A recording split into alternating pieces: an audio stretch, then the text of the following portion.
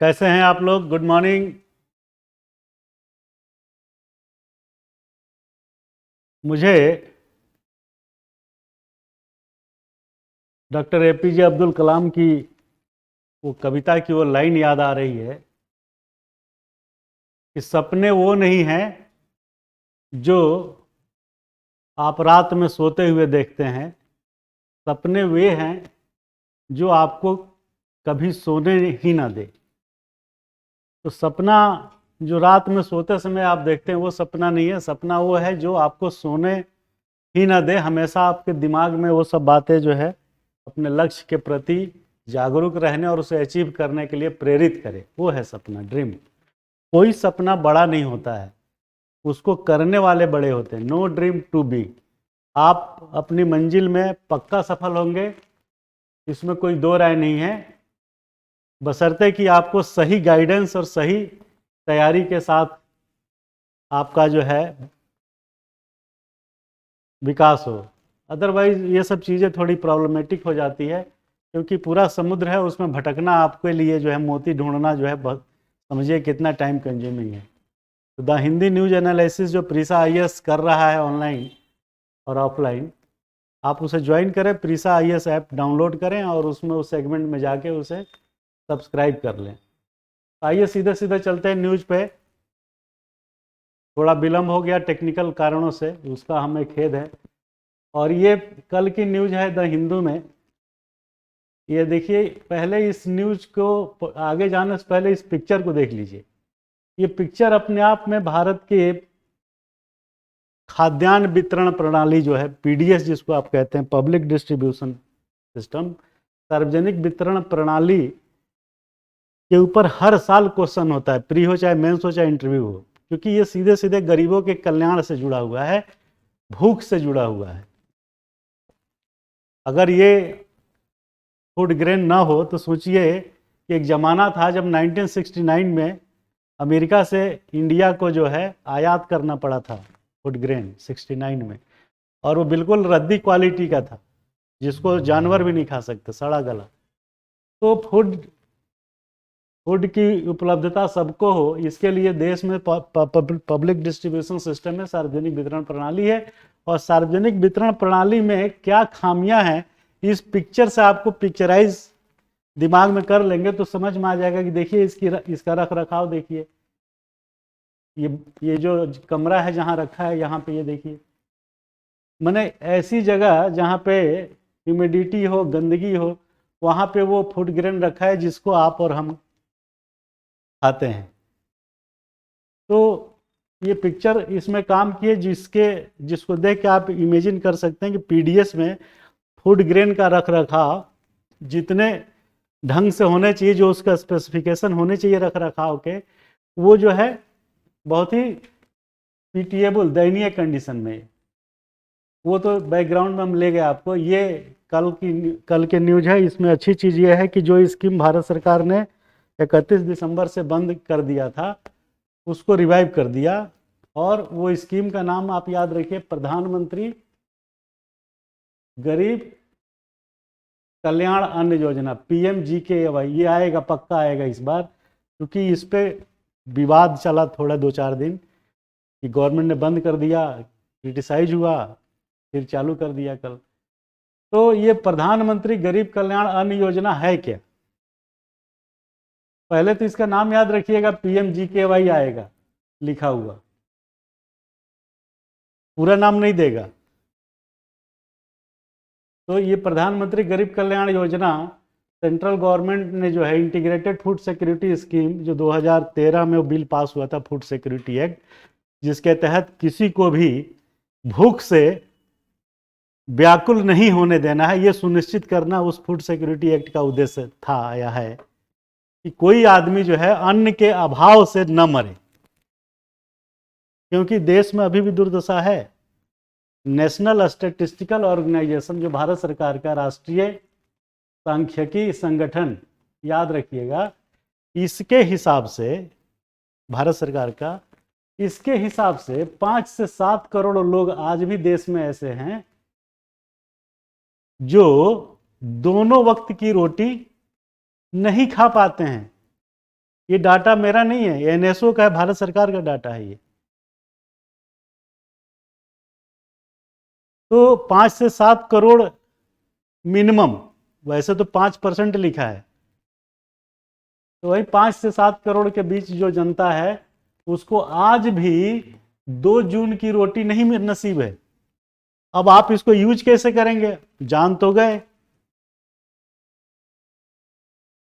तो इस जानकारी को कहां इस्तेमाल करेंगे, जब भी भारत की गरीबी पे क्वेश्चन आए, भारत के आर्थिक सामाजिक आर्थिक स्थिति पे क्वेश्चन आए, what is the level, what is the current situations of socio economic conditions of the country, तो वहां पे इसको पेस्ट कर दीजिए। कंट्री की दशा सोशियो इकोनॉमिक क्या है, ये इसको बेहतर प्रदर्शित करेगा कि ये है कि 2 जून की रोटी जो है सबको रोज नसीब नहीं होती, और वो संख्या इतना है एज पर एनएसओ। और ये इसको रट लीजिए, ये कई जगह यूज करते रहिए जो हमने बताया। अब इसमें दूसरा काम का चीज क्या है कि फ्री फूड ग्रेन जो है 80 crore poor people from January 1, 80 crore लोगों को इस स्कीम के तहत अन्न देना है। तो अन्न क्या देना है, इसमें 5 kilogram food grain to government discontinue, अच्छा 5 किलोग्राम पर हेड मंथली है, और पूरे परिवार को नॉट मोर देन 35 kg है।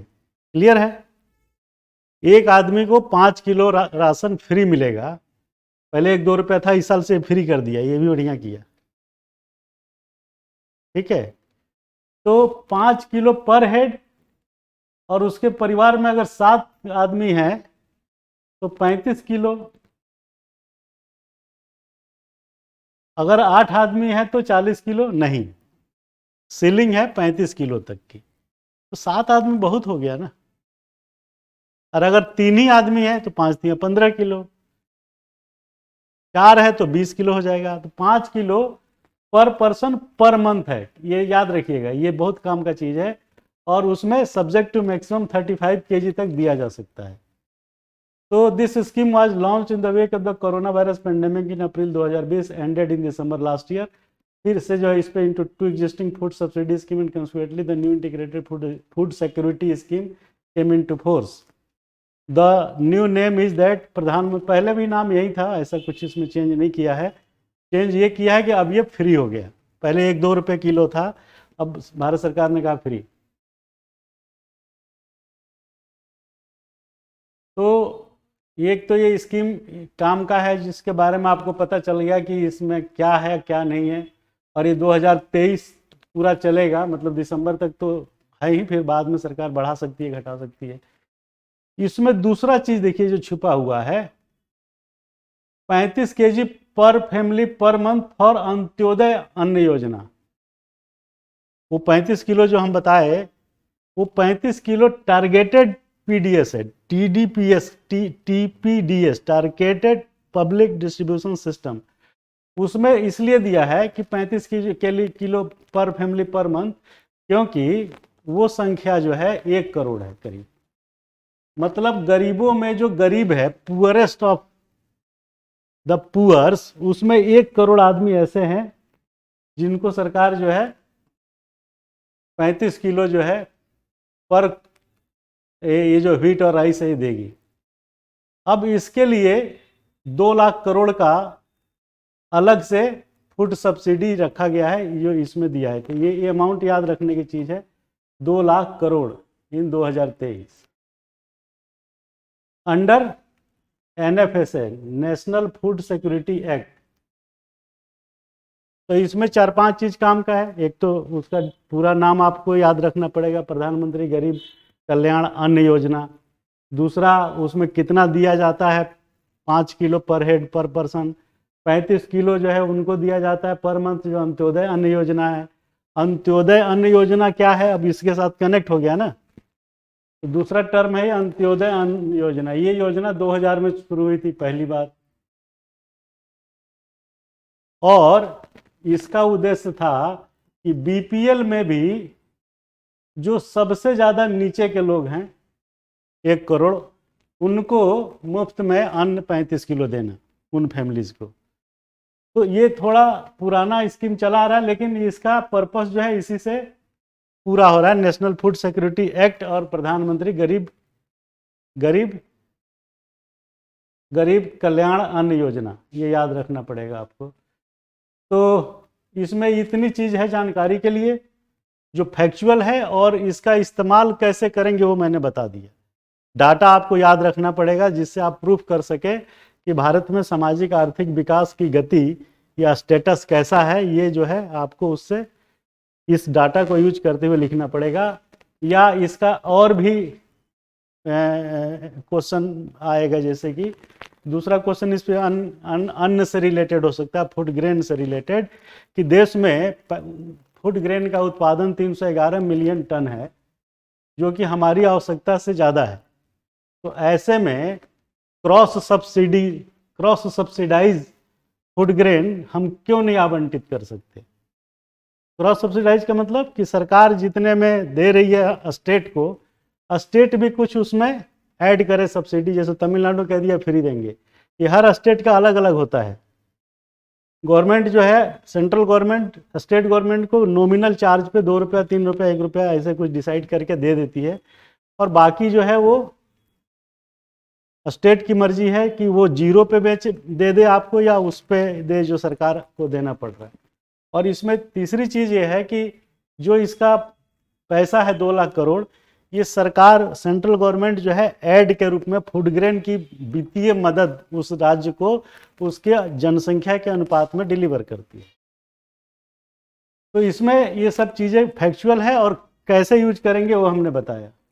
यूज करना ही सबसे बड़ा कला है। अगर आपने उस चीज़ को यूज नहीं किया तो बेकार है।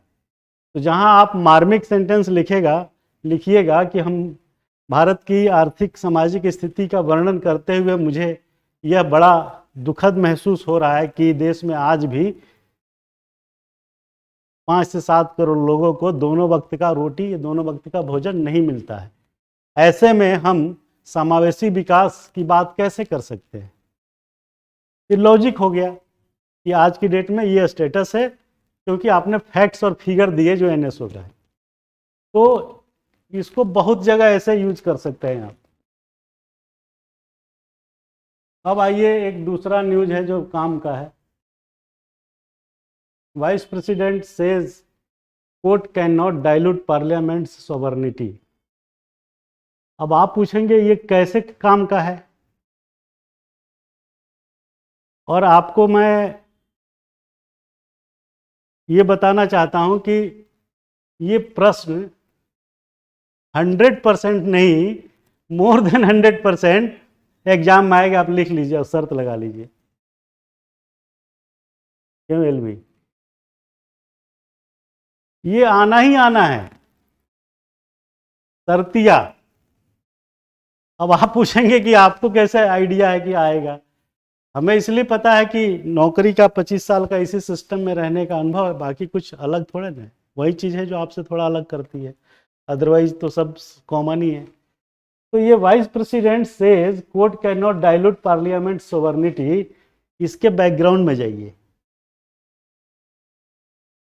और इस पे क्वेश्चन बनेगा कि भारतीय न्याय व्यवस्था में कॉलेजियम प्रणाली को लेकर के पिछले 1 वर्षों में क्या क्या इंसिडेंट, घटनाएं, फिनोमिना, क्या प्रघटनाएं लिखेगा, अंग्रेजी हिंदी में शुद्ध लिखेगा प्रघटनाएं, घटनाएं, क्या घटनाएं घटी हैं उस पर प्रकाश डालें, ऐसे पूछेगा पक्का। तो कॉलेजियम प्रणाली को लेके ये जब से हुआ है, कॉलेजियम प्रणाली के तहत इनका chief justice of India supreme court का जो सिलेक्शन, एक चीज़ का ध्यान रखिएगा, वो सिलेक्शन है, इलेक्शन नहीं है, ठीक है? इलेक्शन, सिलेक्शन, नॉमिनेशन नहीं है।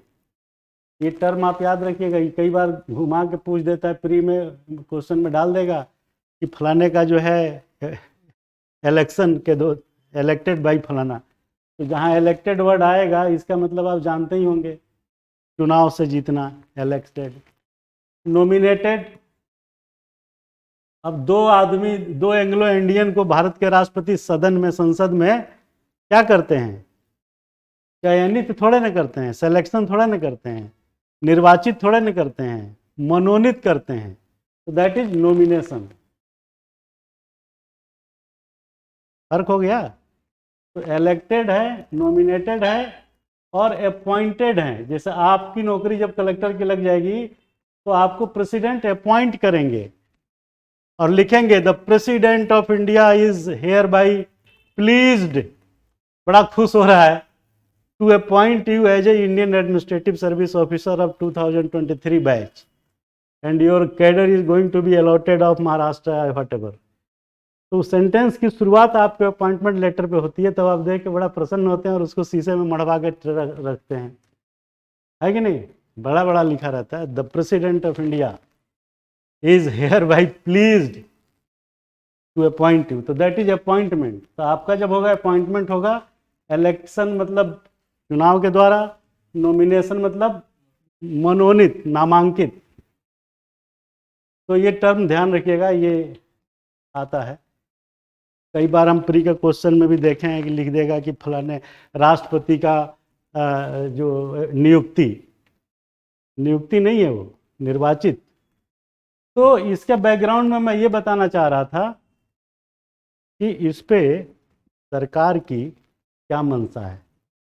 सरकार ने कॉलेजियम सिस्टम को हटाने के लिए एक पूरा सिस्टम डेवलप किया। उस डेवलप सिस्टम को जुडिशरी ने रिजेक्ट कर दिया, पहला। दूसरा कि विभिन्न सरकारी मंत्रियों के द्वारा इस व्यवस्था पे काफ़ी डिबेट्स, सोच के लिखना पड़ेगा ना, काफ़ी डिबेट्स चला है कि ये सिस्टम हटना चाहिए कि नहीं हटना चाहिए।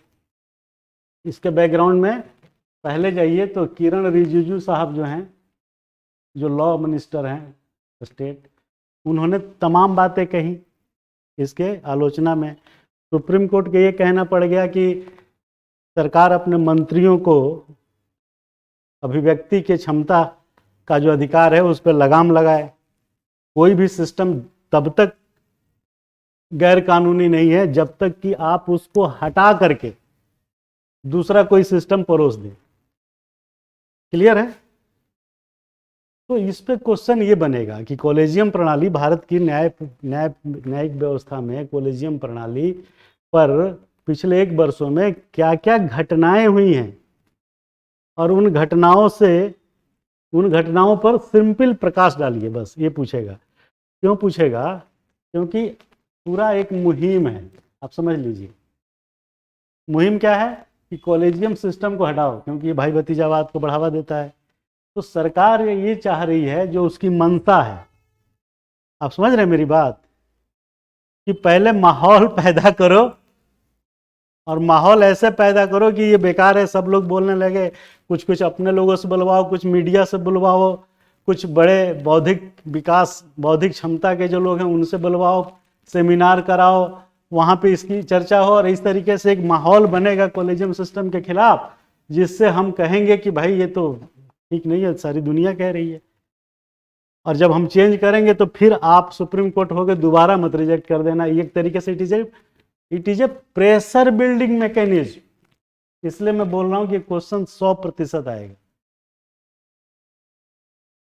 तो सरकार की सोच जो है विभिन्न अखबारों में, मीडिया में, सेमिनार में रिफ्लेक्ट हो रही है, और हम और आप सब लोग इस बात की, इवन जुडिशरी भी कह रही है कि भैया जो बनाना है बना लो, लेकिन जब तक हूं तब तक गाली तो मत दो।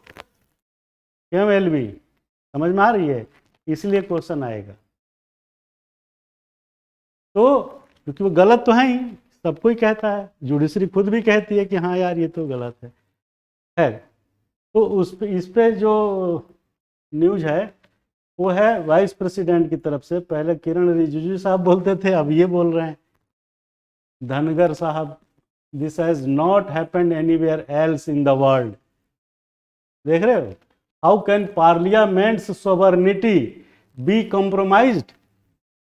हम संप्रभु हैं, हम मालिक हैं, जनता के चुने हुए लोग हैं 542। कि जनता की आवाज को कैसे, इसकी संप्रभुता को जो है हम कैसे समझौता कर लेंगे? भाई आप तो जुडिशरी हैं, 10-12 जज बैठ के फैसला करेंगे।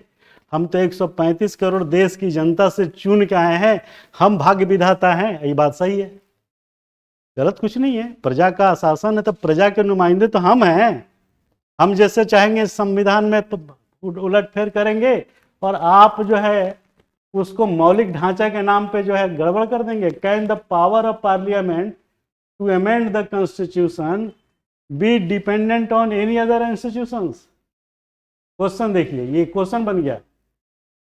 Can the power of parliament be to amend the constitution be dependent on any other institution? No. ये बढ़िया क्वेश्चन बना मेंस के लिए। तो आप लिखेंगे कि नहीं, कोई दूसरा जो इंस्टीट्यूशंस है वो संसद, वो जो है संविधान में संशोधन जो है करने के लिए नहीं है, हम हैं भाई। हमारे अलावा तुम दूसरे किसी को दे रहे हो? अपने आप को ले रहे हो। जब हम संविधान में संशोधन कर देते हैं तो तुम कहते हो मौलिक ढांचा खराब कर रहे हो। अब मौलिक ढांचा क्या है ये संविधान में कहीं लिखा नहीं है, तो सिवाय सुप्रीम कोर्ट के निर्णयों पर कुछ कुछ रिफ्लेक्शंस हैं। तो ये न्यूज़ बड़े काम का है और इसका मतलब हमने बताया कि आप ये लिखिएगा कि यस, हमारा संविधान, संसद जो है संप्रभु है, ठीक है, उसकी भी कुछ लिमिट्स है, वो ऐसा नहीं है। चेक एंड बैलेंस है जुडिशरी और लेजिस्लेचर के बीच। ये भी आ सकता है कि दोनों के बीच चेक एंड बैलेंस कैसे कैसे है। तो चेक एंड बैलेंस में एक चीज आ जाएगी कि सुप्रीम कोर्ट को जो पावर है उस पर कहीं ना कहीं लेजिस्लेचर को भी ओवरराइड करने का पावर है, और कहीं कहीं सुप्रीम कोर्ट को उसके बनाए गए कानूनों को ध्वस्त करने का भी पावर है। क्लियर है ना? तो इसको बोलते हैं चेक एंड बैलेंस। तो ये जो है कॉलेजियम सिस्टम को लेकर के जो बवाल है उस पे माननीय उपराष्ट्रपति ने जो स्टेटमेंट दिया है, ये स्टेटमेंट सत्य है और इसमें कोई दो राय नहीं है। इसको रट लीजिए, दिमाग में बैठा लीजिए कि इसी तरीके से आंसर फ्रेम करना है। This has not happened anywhere else. दुनिया में कहीं ऐसा नहीं होता है कि हाउ कैन पार्लियामेंट की संप्रभुता कैसे जो है समझौता किया जा सकता है? भाई क्या पावर ऑफ पार्लियामेंट जो है संविधान में संशोधन करने का किसी और को दिया जा सकता है? ये माहौल बनाया जा रहा है, बढ़िया बनाया जा रहा है एक तरीके से। अब आपको इसमें एक वर्ड और मिला कि पॉलिसी फ्रेमिंग करने के लिए या रूल बनाने के लिए क्या क्या चीजें होनी चाहिए। तो उसमें एक चीज आ गया कि मानव की मानसिक एकता, जो हम पहले बोल रहे थे। ऐसा माहौल क्रिएट करो कि सब एक जैसे सोचे, हाँ सही बात है, ये भाई भतीजावाद तो है ही। अब प्रेजेंट सीजीआई के फादर भी सीजीआई थे। अब बताइए, उनका सिलेक्शन प्रोसेस ऐसा है कि judiciary chief justice of India supreme court ने कह दिया कि मैंने जो कह दिया वो फाइनल है। वहां एक वर्ड लिख दिया है कि सलाह लेना, परामर्श लेना, एक तरीके से उनकी सहमति लेना है। अगर उन्होंने परामर्श दिया कि मनीष को जज बनाया जाए तो इवन प्रेसिडेंट भी नहीं काट सकते। अब आप देखिए कितना कठिन है। क्यों? क्योंकि लिखा है कि सलाह जो है वो कंपल्सिव है, बाध्यकारी है। अरे गजब बात है भाई, ये तो प्रेसिडेंट से भी ऊपर हो गया। तो किन किन रिफ्लेक्शंस से, किन आउटलाइन से, किस स्टेप से, किस स्टेटमेंट से ये सिद्ध होता है कि भारत का राष्ट्रपति भी अप्रत्यक्ष रूप से सर्वोच्च न्यायालय के अधीन है, या अधीन नहीं लिखिए तो नियंत्रणकारी है, कंट्रोल्ड है। तो अब आप सोचने लगेंगे यार कहाँ है, कहीं दिखता तो है नहीं। ये है जहाँ पे उसमें लिखा हुआ है कि सुप्रीम कोर्ट के चीफ जस्टिस ऑफ इंडिया की सलाह जो है बाध्यकारी है। हो गया ना ऊपर? तो एक इंस्टेंस वो है। उसी को एलाबोरेट कर दीजिए। तो इसमें देखिए ये सब चीज़ें हैं वाइस प्रेसिडेंट के हवाले से। All India presiding officers conference, देखिए जो अभी बोल रहा था मैं, वो चीज़ आ गया कि कॉन्फ्रेंस में उसको माहौल बनाया जा रहा है। अच्छी बात है, किसी भी चीज़ के ऊपर कानून बनाने से पहले आम जनता की राय लेना, आम जनता के मनोविज्ञान को समझना और उसके हिसाब से देश में कानून और नियम बनाना, ठीक है। जो दबाव समूह के रूप में काम करते हैं, सरकार या कोई भी। घर में आप देखिए ना, घर में अगर बच्चा आपकी बात नहीं सुन रहा है तो बच्चा भी अपना दबाव बनाने के लिए कुछ कुछ बातें करता है, मम्मी से कहलवाएगा, बहन से कहलवाएगा, भाई से कहलवाएगा कि कह दो ना पापा कि मुझे सोनपुर मेला घूमने के लिए अलाउ कर दें, माहौल बनता है। तो सेम चीज़ यहाँ भी आती है। Parliamentary sovereignty cannot be permitted to be diluted or compromised by the executive or the judiciary and public posturing or one-upmanship। देख रहे हैं जो अभी बोला मैंने कि चीफ जस्टिस ऑफ इंडिया की सलाह मानना बाध्यकारी क्यों है भाई? प्रेसिडेंट है, वो क्यों मानेगा तुम्हारी बात? लेकिन है तो वही कह रहा है कि वन अपमैनशिप जो है that is being frequently witness in this matter is not wholesome, he added. और ये क्या है? All India presiding officers conference, mister Dhankhar ने बोला उसमें। NJAC act, national judicial appointment commission act, ये नाम याद रखिए। तो ऐसे पढ़ना पड़ेगा तब अखबार की अहमियत है, नहीं तो बेकार है। National judicial appointment commission act. तो ये सब चीज़ें जो है इसमें और कुछ नहीं है, बस इतनी सी बात है। और इस सेमिनार के थ्रू माननीय उपराष्ट्रपति ने एक देश में, एक लोगों के मन में एक बात फैलाई है कि कॉलेजियम सिस्टम ठीक नहीं है, और ये बात सत्य है। और क्यों नहीं है? क्योंकि इसके पीछे ये सब रीजन्स हैं। इन मामलों में प्रेसिडेंट को भी ओवरराइड कर रहा है CGI। सोचिए, अब संप्रभु कौन हुआ, CGI की प्रेसिडेंट की PM? CGI हुआ इस मामले में ना। तो हमारे साथ जुड़िए और ऐसे पढ़िए कि अखबार आधे घंटे में सिमट के आपके कदमों में आ गया। और अपना समय बचाइए और उस समय को किसी और विषय को पढ़ने में लगाइए। और सबसे बड़ी बात कि इसका कंट्रीब्यूशन प्री हो चाहे मेंस हो, इस अखबार का 20 से 25% मिनिमम है, ये मैं बता दूं आपको। आप जब क्वेश्चन आएगा तो अगले दिन मैं बताऊंगा कि देखिए ये सब डिस्कशन में हम बता चुके हैं, रिकॉर्डेड है, रिकॉर्ड हो रहा है ना। इसीलिए मैं बोलता हूं कि देखिए पढ़ना पढ़ाना अलग चीज़ है, इंट्यूशन अलग चीज़ है, साइकिक यूनिटी ऑफ मैनकाइंड अलग चीज़ है, एक्सपीरियंस होना अलग चीज़ है। ये तीन चीज़ें प्रीसा IAS में सबसे ज़्यादा है। पर्सनल केयरिंग है, हमें भीड़ नहीं बढ़ाना है, हमारा तो साइज ही 50-60 बच्चों का है ऑफलाइन का। तो कृपा करके आप लोग ज्वाइन करें, प्रीसा IAS ऐप डाउनलोड करिए और तुरंत स्विच ओवर करिए, क्योंकि आज या कल में हम जो फिर आपको यूट्यूब पे बहुत ब्रीफ में मिलेंगे, बाकी डिटेल जो स्टडी के लिए ऐप पे मिलेंगे। Thank you very much, good bye. मिलते हैं दूसरी क्लास में। अभी इकोनॉमिक्स की 2 से 3 मिनट ब्रेक के बाद, कहीं मत जाइएगा, आते हैं अभी।